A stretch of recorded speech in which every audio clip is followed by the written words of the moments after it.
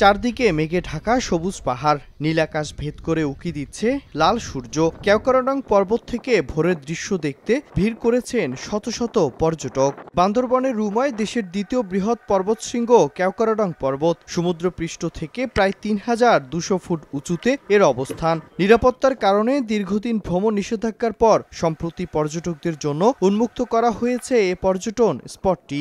এরপর থেকে পর্বতটির সৌন্দর্য দেখতে দেশের বিভিন্ন প্রান্ত থেকে প্রতিদিন ছুটে আসছেন ভ্রমণ পিপাসুরা। কাছে থেকে মেঘ উপভোগ করা যাচ্ছে এন্ড হেলিপ্যাড তো আছেই, খুবই ভালো লাগতেছে। পাহাড়ের যে রাস্তাটা আঁকা বাঁকা মেঘ, এটা আপনি যদি না দেখেন নিজের চোখে আপনি চিন্তা করতে পারবেন। 3 পার্বত্য অঞ্চলে সবচেয়ে সুন্দর হচ্ছে বান্দরবন।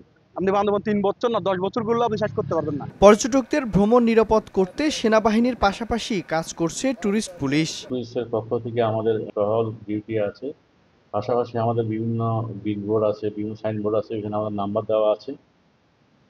কোনো পর্যটক যদি সহায়তা চান তাহলে ওই নাম্বারে ফোন দিলে আমরা আমাদের ক্যাপাসিটির মধ্যে যতটুকু আছে আমরা হেল্প করি। পাশাপাশি আমরা জেলা পুলিশ এবং সেনাবাহিনীর সাথে সমন্বয় করে কাজ করছি। এদিকে উল্টো চিত্র রাঙামাটিতে। পর্যটন মৌসুমে জেলার পর্যটকদের উপস্থিতি কমে গেছে। আইকন, ঝুলন্ত সেতু সহ অন্যান্য স্পটে নেই দর্শনার্থীদের তেমন আনাগোনা।